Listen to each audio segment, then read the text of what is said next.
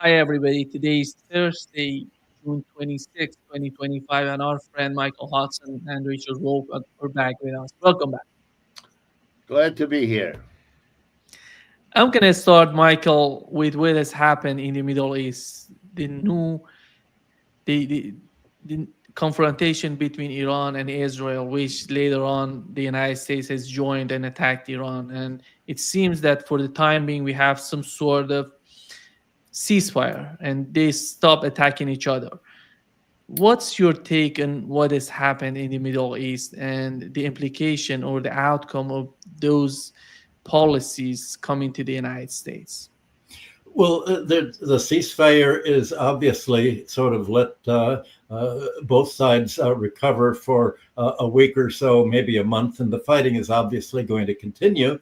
And the fighting in the Near East by Israel and the U.S. fight against Iran is going to continue, certainly until the election. And the majority of voters that have been tested in America are against the war. They're against the attacks by Israel on Gaza. They're against America's participation in the war, the extending the war in the Near East against Iran. But the leadership of both parties is completely for the war, and we're in a very unique situation here.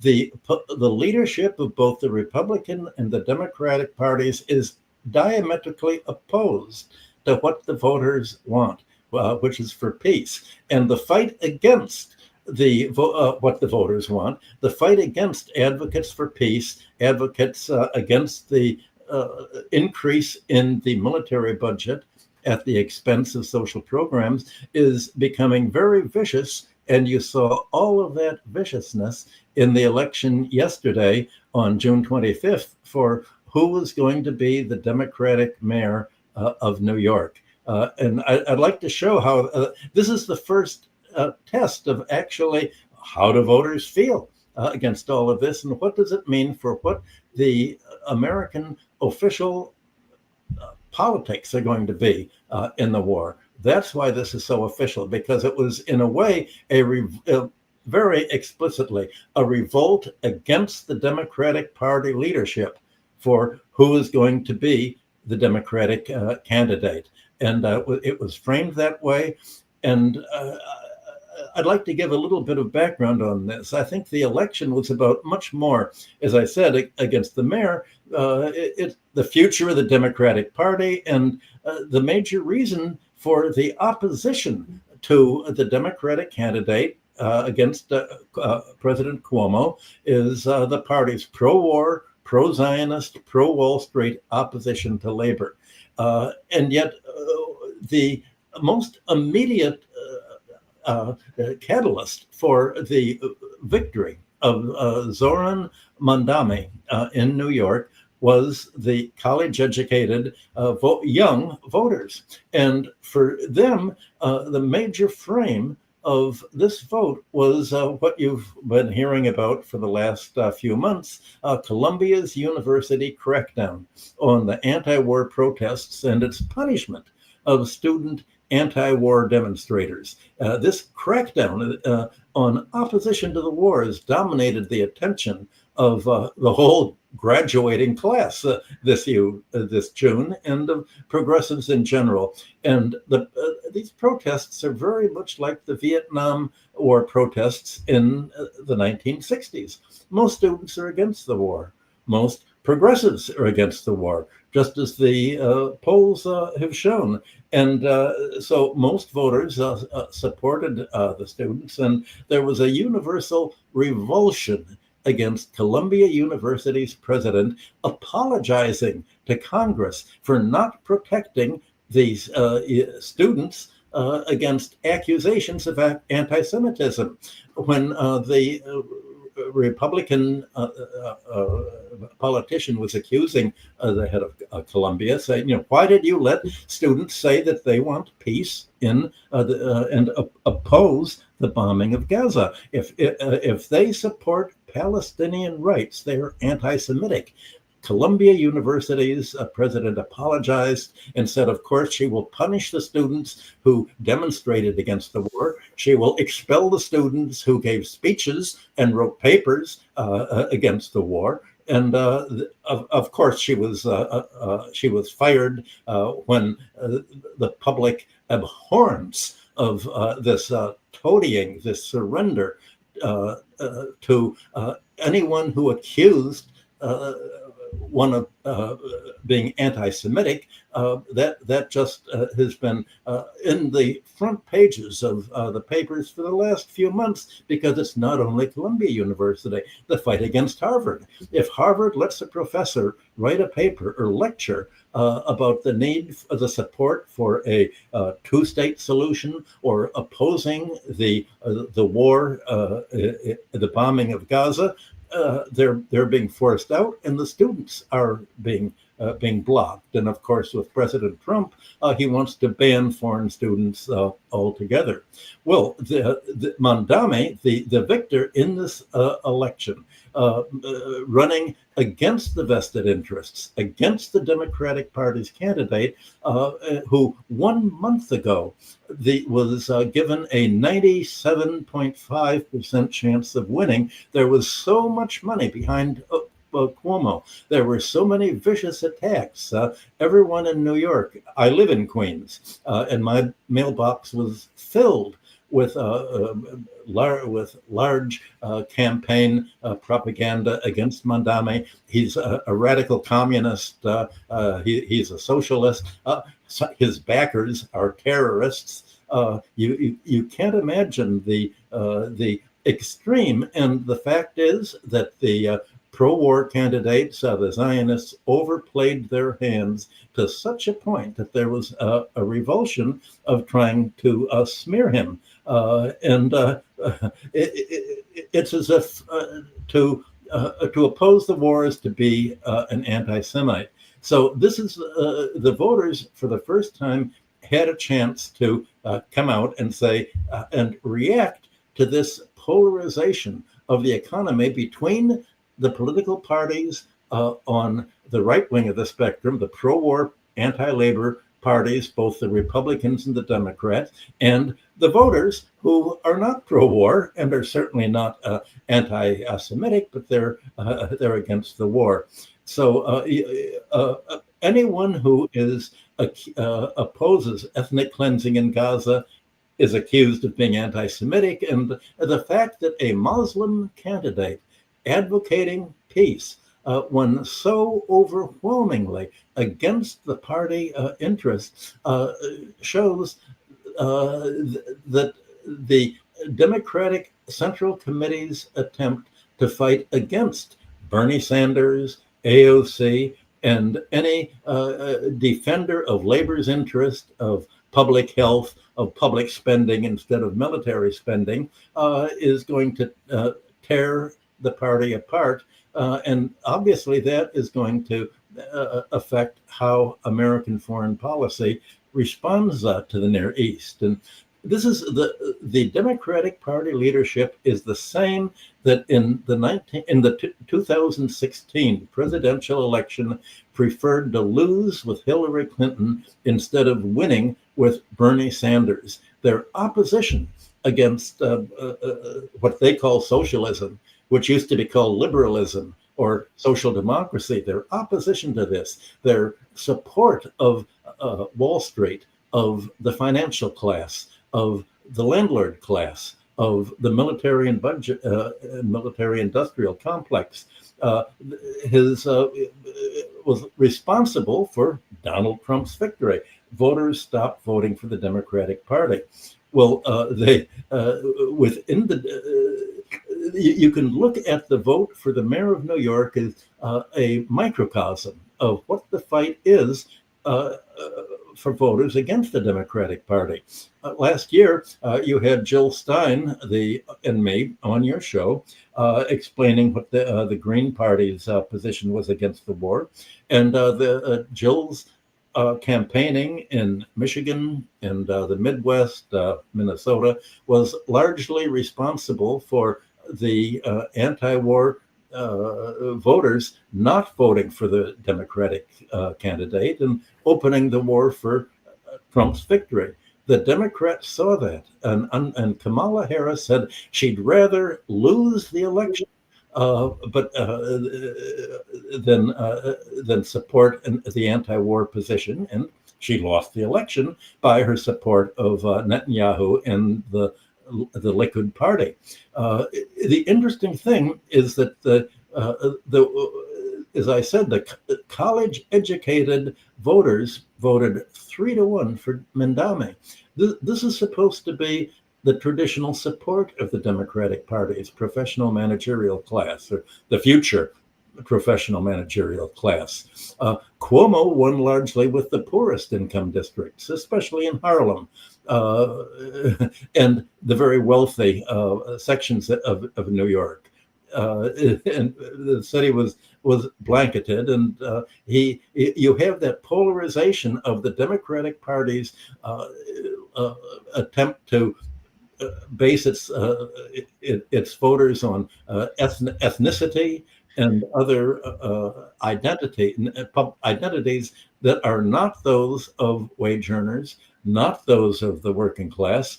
That is basically shows the failure of their divide and conquer strategy. And all the polls of the voters in New York, as they're doing the postmortems of the elections, show that they want the Democratic leadership replaced. It's holding on to power. It's denouncing Bernie Sanders. Members of the Democratic National Committee who wanted reform and said we need younger members than the existing leadership. And we have to replace Schumer, who is the candidate of the senator from Wall Street and Tel Aviv, that he has discredited himself by the extremism that has polarized American politics. And, for the first time, you're having all of this broken out into the open. All of the positions that most of your commentators have been taking on your show, Nima, are really those of the party. The Wall Street Journal's headline was "Wall Street Panics Over Prospect of a Socialist Running New York City." And you've seen Trump called him as a communist radical. Imagine, just for supporting rent controls, for supporting a raise in minimum wage. This is now called communism. This is called radical. And it's called anti-Semitism. And the people who hate Mamdani, who've been funding him, there was a $20 million support of the PAC against him. The wealthy billionaire supermarket owner, John Katzimeldes, said he was going to close his Aristides grocery stores if New York voted for ended up electing Mamdani. Hedge fund leaders said that they would leave New York if Mamdani was there. The current New York Mayor Adams was on one of the, I think he was on the board of Citigroup. And Citigroup, the most right-wing bank in New York, has thrown all of its support against someone else. And even though Mamdani won the election, Cuomo said he's going to run in the primary still to try to get all of his funding to fight against Mamdani. And the Democrats have said, no, please don't run. We're going to back the current Mayor Adams, and we're going to also convince the Republicans not to mount a New York mayor's candidate such as Curtis Sliwa by offering him a job in the Trump administration, just so Cuomo will have another chance to run about against Mamdani, and we're going to throw the whole power of the press, of the public media against them. I think I've given the idea. I better let Richard lives in New York too, so the fact is that both of us are right in the center of this, and I think its meaning is international in character, not merely local. Yeah. Go ahead, Richard. Yeah, I would like to build on what Michael has said and talk a little bit about further dimensions of what has happened. But I certainly start off by saying I was dubious that he could do this, Mr. Mamdani, and I was wrong to be dubious. He did it. He did it better than I thought he could ever imagine doing it. I don't know him personally, but I would guess if he were sitting here, he'd probably admit that he's overwhelmed by it as well.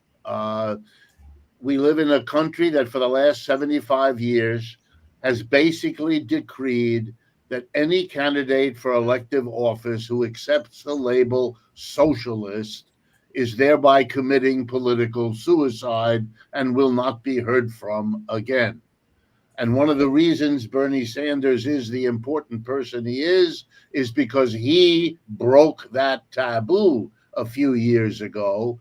And then AOC and the others who have come since have shown us, and this is the first important thing, they have shown us that the American people, despite 75 years of unrelenting purging of socialists and anyone who smelled or looked like a socialist from public office, from respect, from job, from an unbelievable program of 75 years of something akin to the Spanish Inquisition. Didn't quite kill people, although indirectly, given the jobs it destroyed, the mental health it destroyed, the people imprisoned and deported, because this begins with the anti-communism right after World War II. It is extraordinary that we can see millions of people come out to support Bernie, hundreds of thousands to support other congressional candidates, starting with AOC, and now the biggest city in the country overwhelmingly electing Mamdani is a city where the Republican Party has very little power. So it's a Democratic city, and it's clear what it just did. This is therefore an historic event. No matter what happens between now and November, this is an enormous step forward for the rehabilitation of socialism within the American political discourse. And everybody should understand it. And that the person who carries that banner is not your charming grandpa Bernie, and is not a beautiful young woman who articulates brilliantly AOC, but is a young man who has the nerve to be supportive of the Palestinians and the nerve to present himself as a Muslim. I mean, it really does tell you of shiftings in the American political scene that ought to have the leaders of the Democratic Party very worried. Number one. Number two, I would like to link the Middle East with this, and I want to do it in this way. Over the last 20 to 25 years, we have seen, I'm exaggerating, but I want to make the basic point. We have seen a shift of the definition of politics from something done locally, immediately, by people going door to door, advertising their candidate and leaving a brochure, to spending money on the internet, on television, on big, costly promotions. We have at the same time seen the ability of our leaders to basically live and speak and act in their own psychological drama, unconnected from what people think. When Michael reminds us that the majority of people don't want war, and the majority of people don't want persecution of students who have a view on something happening thousands of miles away, etc., etc., etc., he is talking about an alienation. We don't believe the bullshit that's coming from the mass media. That's why it was possible for Mr. Trump to simply say, well, that's all fake media, because enough people have figured that out. Not just the ones he called fake media. He's a fake too. And nothing illustrates this more than the last 2 weeks. We don't know because the political leaders of our world don't tell us what's going on. Do you know what amount of damage the Iranians did in Israel? The answer is no, you don't. You have a snippet here, a clip over there, but that doesn't tell you very much. Do you know how much damage was really done in Iran? No, you don't. Do you know whether the nuclear target was the real target? You don't know. Did they actually get that target? If it was, you don't know. This is theater, folks. This is all theater. There's something going on, no doubt. And I wish I knew, and I wish you knew, so we could talk intelligently about what the reality means. But we can't. We are a step back. The reality we have is the theater put forward. And there's a reaction that people have when they figure out, each in their own little moment, when you figure out that you don't know. And now you are angry because you're being played with. That anger showed up in the race for mayor in New York in a very dramatic way. I'm going to give myself as an example. I live in Manhattan. I participated in that vote. The vast majority of candidates never interacted with me, neither where I shop, nor where I work, nor in my home. However, 2 candidates actually sent a human being. One, the local city council candidate, who won, a young woman whose political affiliations are the usual, that is to say, nothing. 3 young people came to me for Mamdani. On one occasion, 2 young men, and on the other occasion, 1 young woman. All 3 were in their 20s. I could see them and look at them. They had lots to tell me about Mamdani, but I cut them short and told them they didn't need to. This household would all go for Mamdani. Mamdani made the decision, to his credit, to do that, to try to reach voters one by one in an endless process of citizen talking to citizen. And you don't have to be a Freudian psychologist to understand the importance of that is not the words that are spoken, whatever they are.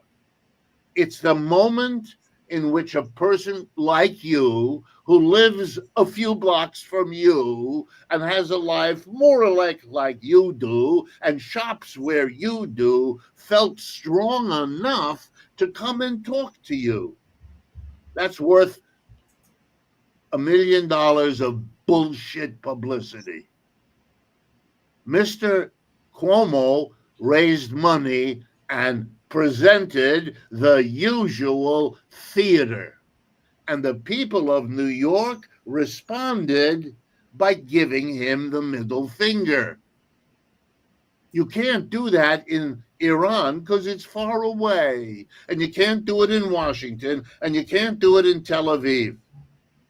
But you are also angry at the theater. One of the few things that we know is real is that what's going on in Gaza is horrific and immoral, because we have enough of the bullshit to know that nobody disagrees on that. The Israelis spin it as they wish, the Americans as they wish.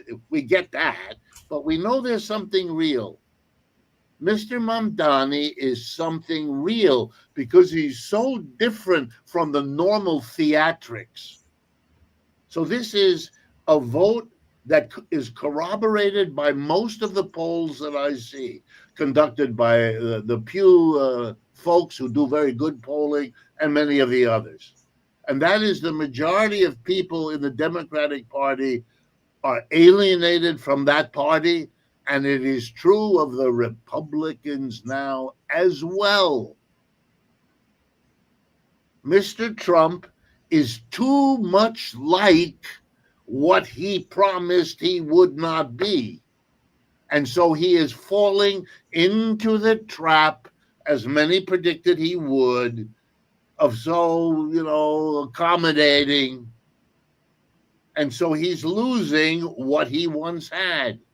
And I know it sounds far-fetched, but if you follow the logic, Mr. Mamdani is doing a better Trump than Trump can now do. And that's why he won. And the trick will be, can he sustain it? Can he build on what he has started, a good, solid foundation, a spectacular win? Can he? Will he get the good advice from AOC and Bernie and the others to help him do that? Or will the assembled theater producers unify themselves the way Michael sketched it and rally behind somebody to try to fight this? Their odds are not good. If they were going to do this, they waited for too long. They don't have a good candidate. Choosing Mr. Cuomo with his horrific record of anti-female sexism, I'm being as polite as I know how, that was a very poor choice, to say the least. And most of the others they have don't hold a candle.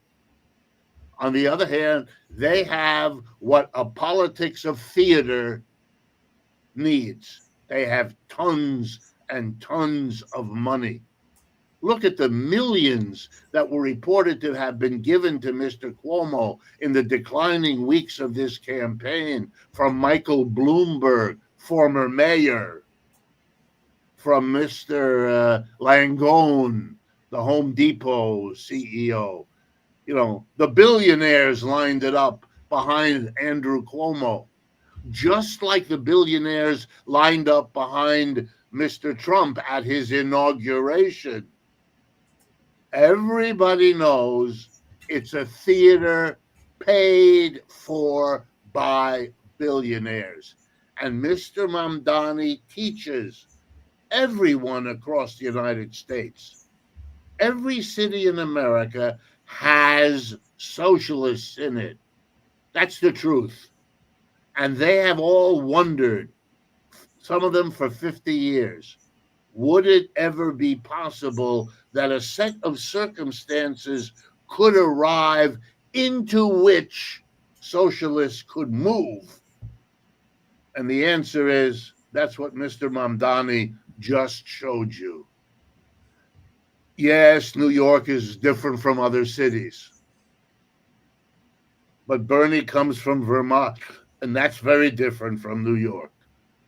And even AOC comes from Queens, which is quite different in many ways from Manhattan and from the Bronx and on and on and on. Mr. Mamdani won across most of that. This is, therefore, a very remarkable moment in which, as Marx would have loved pointing out, the internal contradictions of capitalism, the financialization not only of the economy, but of the electoral process, its distraction from all human interaction, the desire of capitalists to make money by having each of us lost in our little cell phone, lost in our internet box, unconnected to anybody else, so that every human activity is mediated by their system of mass media and mass control. All that we're watching is a reaction against that. The candidate who can mobilize that, Mr. Mamdani in this circumstance, yet others we don't know of yet, who will pick up this baton, if if any of this comes true, as I see the possibility, and as I know others like me see the possibility, we are going to be in for some big changes. Last point. Even the theater is now becoming disorganized out of its own contradictions. Let's not miss this. The president announces with enormous enthusiasm of the obliteration of the targets in Iran. Within hours, the intelligence chief of the United States says, no, it's not clear that we did it. It's in a mountain. We don't know. But it looks like not much was done. Okay? This is a poorly organized theater. You ought to be able to do better than that. What the hell is going on here? And now the Iranians, as if they almost understand it, began in the first day or two saying very little damage was done, and now yesterday released a statement, great damage was done. Okay, they're beginning to understand too that what is the truth here is utterly irrelevant. It's a theater. Everybody's thinking, what do I need to say about this event that will enhance whatever project I have? That's the only question. What the truth of the matter is of no importance. You know, you can do that for 20 or 30 years. You really can. And then people begin to react to figuring out that's what you're doing. And then it loses. It's like chewing gum. Very good at the beginning, but within 10 minutes, you have no idea what that is in your mouth anymore because it is no longer able to do what it did at the beginning. That's the lesson of every war. Michael made that point a couple of programs ago. The lesson of Vietnam was don't put troops in these countries. A, you're going to lose, and B, you're going to lose because your own people will not tolerate that level of death and destruction. So now you have to have an electronic war. Yeah, but an electronic war can't do what boots on the ground. You know, the contradictions never stop, and they never see them, which is lucky for us because we do. Yeah. Well, Richard's given a wonderful description of why so many Americans actually support socialism instead of what we have today. There have been a number of opinion polls of Americans and saying, how do you react to the word socialism? And how do you react to capitalism? Most voters prefer socialism to capitalism as a word and presumably as a policy. When Richard says there are going to be big changes as a result of this, the change is going to be how this preference of voters against the pro-Wall Street finance capitalist policies that we have are ever going to express themselves politically in what's become, as Richard said, a financialized electoral system. There's nothing I can add to what he said about socialism, but I want to make one comment about how Netanyahu's attack on progressive American Jews is splitting them. Netanyahu has said that the greatest enemies of Israel are the progressive American Jews who are not supporting Israel's attack on Gaza. He said that anyone who does not support Israel against the Palestinians is an anti-Semite. Well, New York City has the largest Jewish population in the world outside of Tel Aviv. So you're having here an expression of how the extent to which this Zionism has itself become anti-Semitic. I won't say anti-Semitic, but against Judaism. Netanyahu and Israel's reading of the covenant of the Lord backing Israel is a radical misleading of the Jewish Bible. And when over the weekend, Senator Ted Cruz said he's supporting Israel and wants to be Israel's strongest supporter in Congress because the Bible tells him that God supports Israel, and you have to support Israel if you support God. It's all but it's all but saying that the secular Jews, the assimilationist Jews, the Jews who are not pro-war, are atheists. But this compact of the, I want to say something about the compact of the Lord with Israel, because it's, I've written a number of books on this with the leading Hebraist in Israel, Baruch Levine, and by one of the leading Israeli Zionist professors from Yale. They're part of my group, my Harvard group on the history of the economics from the Near East to ancient Israel. And most of the Bible is about a class war that occurred within the Jewish community. Most of the Bible is about what the Jewish prophets accused the Judaic ruling class of abandoning social justice and letting its economy polarize between the rich and the poor. You have Isaiah, Amos, and the other prophets denouncing them for monopolizing the land and putting house to house and plot to plot together until there's no room for the population in the land. This led to Israel and the 10 tribes of Israel withdrawing from the house of David, saying, what has it done for us? There's been an oppressive class, and while all the covenant with the Lord in the Bible was all about the Lord will support the Israelis as long as their religion is one of social justice and even treating the alien decently. That's not how it worked out with the wealthy classes essentially enslaving and appropriating the land of the poor. So you had the prophets, Isaiah and others, saying, first of all, the Lord was displeased with Israel, Judaism, and let it be conquered by Assyria as punishment for its violating the compact with the Lord to promote social justice and free the population.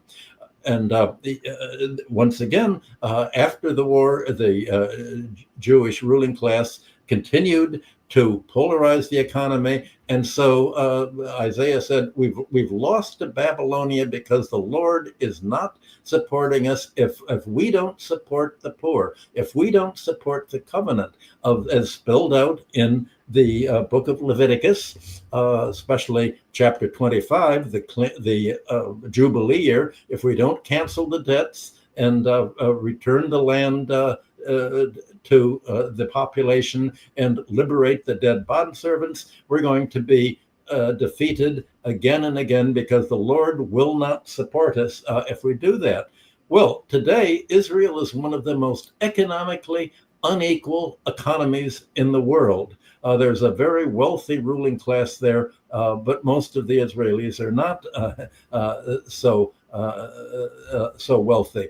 And it's very hard to find social justice or mutual aid or protection and tolerance of aliens, as the indigenous Palestinians are called. Very hard to find that. And you could say that if the Bible says anything, it says that Israel will be punished for its behavior against this. This is the exact opposite of what Netanyahu says. So the fact is that the Zionists and the Likud party have a travesty of what the Bible is all about, a travesty about Judaism is all about, and also a travesty about how Jesus emerged from this class war within Judea and gave his first speech before the synagogue, unrolling the tablet of Isaiah and announcing that his mission was to restore the Jubilee year and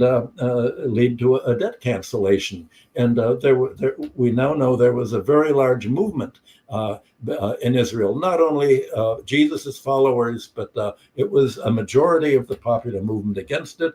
It was defeated by the Jewish rabbinical class, led by the rabbis. You had the same kind of class war that ended up with Jesus's Sermon on the Mount and the Lord's Prayer, forgive them their debts as we forgive our debtors. So all of this, the majority of American Jews have played such an important role intellectually and politically and financially because they believed in universal equality. They believed in, they were fighting against any kind of ethnicity and total war, obviously because they had been the victims of all of this. So of course they were against any kind of racism or economic inequality, because that was why they'd immigrated to America to begin with. And so just as so many Protestants from France and England, the Huguenots and others had come here. So this attempt to characterize any socialist, any advocate of social justice and of world peace as being anti-Semitic should be exposed as a travesty that it is. Go ahead. If I could, I want to get yet another dimension of all of this on the table so that we've talked about it and your audience can think about whatever it finds reasonable in it. Mr. Trump became an oddity, a Republican candidate who was very strong for peace. He came very close to what Michael was just talking about. He promised, I want to go through this with people. He promised that he would end the war in Ukraine. I believe he said either I'll end it in a week or I'll end it in a day, one of his typical exaggerations. I'm being polite. He said much the same about Israel in Gaza.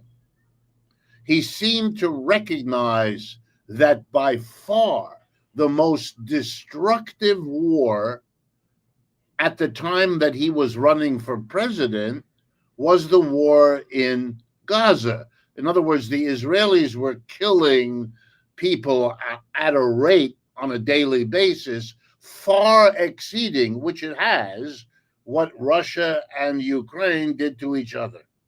Okay? So if anything, he was giving us to understand he understood that difference and he would bring wars to an end. Remember, I'm going to end the forever wars in the Middle East, etc. Okay. He has not done that. He has given us a theater of doing it, on again, off again. Though he will not stay with Zelensky in Ukraine. He will. He's now going to meet him. He isn't going to meet. I mean, unbelievable. But one thing we know, the war is not over. And even if he withdraws, he is encouraging the Europeans to keep this war going, which they seem committed to do because they live in the same theatrical universe that we do in this country. They have leaders who are in a fight against Russia that the mass of those people do not feel part of, do not want the war in Ukraine, will not participate in it. Meanwhile, the leaders keep doing what they're doing because they're engaged in a theater. They are making a theater of the evil intentions of Russia for which there is no evidence and no foundation. But okay, what did he do about the war in Gaza? Nothing. He sat by, like Mr. Biden, and allowed Netanyahu to continue to use American money and American weapons to pursue what was the most horrible of the existing wars. But he has gone further. He's now attacked Iran, with whom there was no war before. He gets the full credit for starting a third war in that part of the world. He didn't stop the other two. He made it. Now we have a ceasefire. Both sides will now be reorganizing themselves, because it would be folly for either Israel to assume Iran won't bomb it or vice versa. So we're sitting on top of more theater. But now the biggest theater of all, which can't be spoken. If it was true that Mr. Trump believed that there might be nuclear enriched uranium, enriched enough to be weapon ready in those 3 sites in Iran, and he dropped the biggest bombs we have on them, what could have happened is that the bombs blew up the nuclear material, in which case we would have had what? Another Chernobyl? If we believe him, the risk he took ought to throw him out of office. He risked a nuclear catastrophe, which he didn't have to. Iran wasn't doing anything to the United States at the time. How in the world could... Well, so maybe he knew there was nothing there like that he could defend himself. But if he did, we would get more evidence that it's all theater.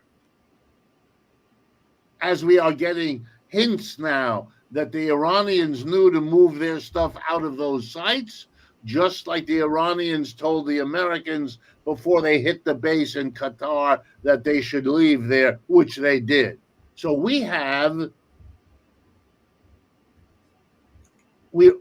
at a point which was prefigured by a film made by Dustin Hoffman many years ago called Wag the Dog. And his point was a war was simulated. I don't know if you've seen the film, but if not, see it. A war is simulated by Hollywood to achieve the political and other objectives of the people who pay for the theater. That's where we are. That's why Mamdani won. There is a reaction going beyond the details of Israel or Judaism or any of this. It's the honest expression of a population that knows it's being ripped off economically, politically, ideologically. And whoever can emerge from this bad time with some genuine honesty attached to him or her will do very, very well. And right now, to my fellow left of center Americans, Bernie has that, and AOC has that, and now Mamdani has that, from which certain lessons should be drawn for all of you in terms of thinking about what strategies you should pursue to try to take advantage of this situation.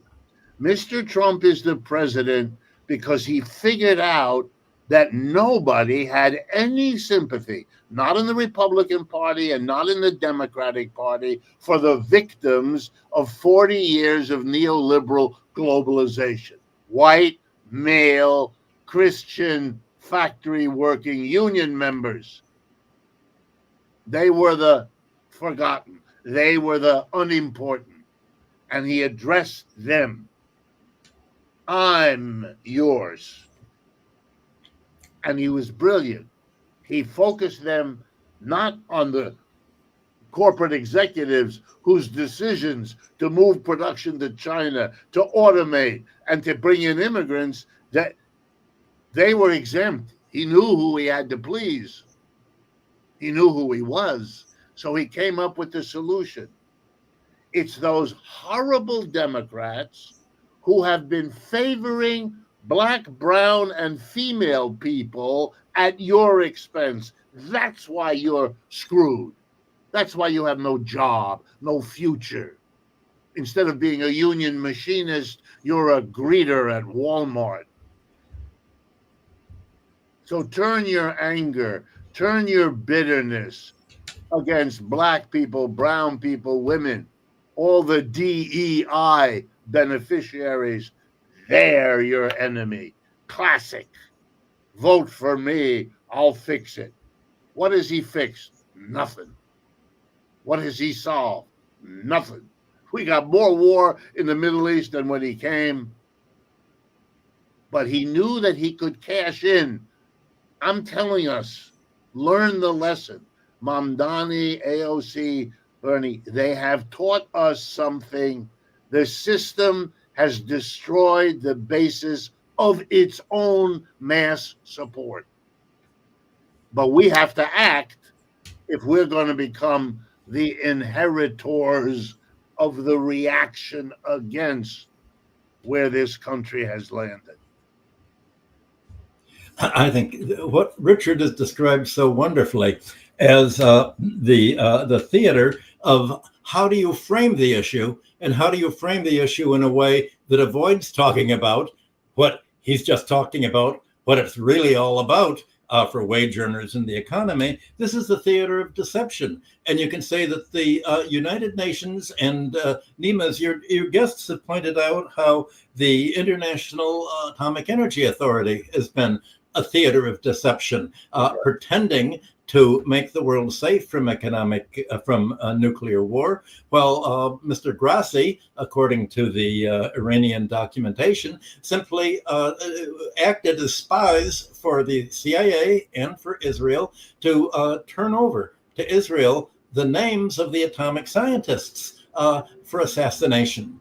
And to locate, here are the where we've inspected the actual places where uranium is stored for the Americans and Israelis to bomb, the Israelis to drop American bombs on. So you're having this whole framing of deception is sort of broken away by an intuitive sense of American voters, and I bet voters all over the world, to realize that this is all deception. And the dominant politics of almost every country have become based on framing the issue in a way to distract attention from what most voters care about, the economy, the way that society is structured. So what this is really all about is what kind of an economic system, what kind of a political system we're going to have, and the fact that there's the perception. Now, the reality is that the political system of both parties here is corrupted, just as the European political parties are corrupted in supporting NATO and the war in Russia against the votes of their own population against the NATO war, against all of the polling of the voters. You have, from America to Europe, politics versus the voters. This is not democratic. This is the antithesis of democracy. That's what's at issue. Nima, could I add a couple things? Do we have time? Go ahead, Richard. I want to pick up on the question of Europe that Michael just raised.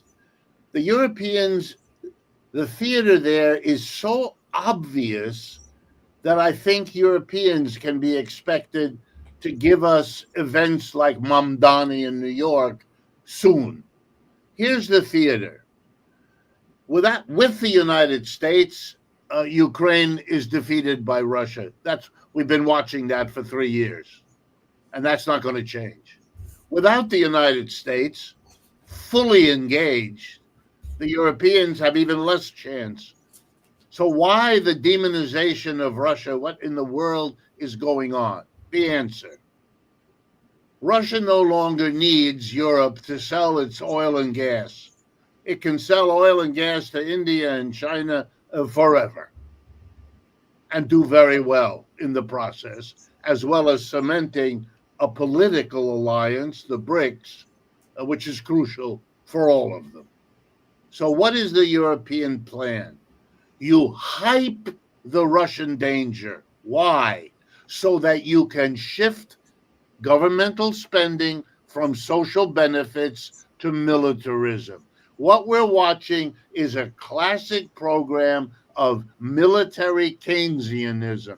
The government is going to come in. Look at Merz in Germany, an $80 billion a year rearmament for what? You're going to fight Russia? You're going to lose again. The Europeans, there's no stomach for it. There's not enough money for it. And whatever they could do, let me remind you, 80 billion is the German allocation. The United States in 1 year allocates 10 times that amount of money. They're not going to threaten or endanger the United States, and they're not going to do that with Russia, China either. It's way too late, but they don't care because that's not the point.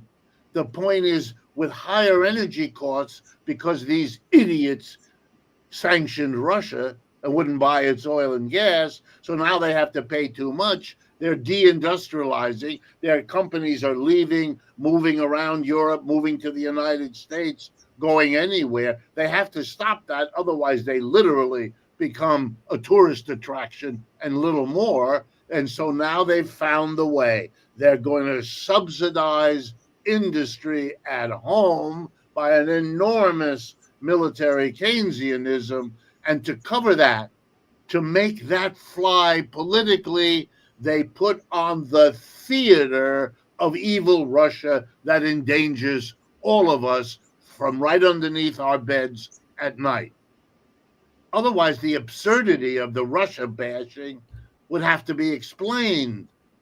And Russia isn't the reason for it. It's got nothing to do with Russia's job is to be the player, the symbol in the theater for what is necessary. That's what I mean. These are theatrics designed to cover in some acceptable idiom a project that they dare not honestly present. And so we have a political system of theater which has now run out of the tolerability. Even large parts of Europe don't believe their own leaders. Yeah, exactly. Thank you so much, Richard and Michael, for being with us today. Great pleasure, as always. Thank you. Thank you for all. having us. See you soon. Bye bye.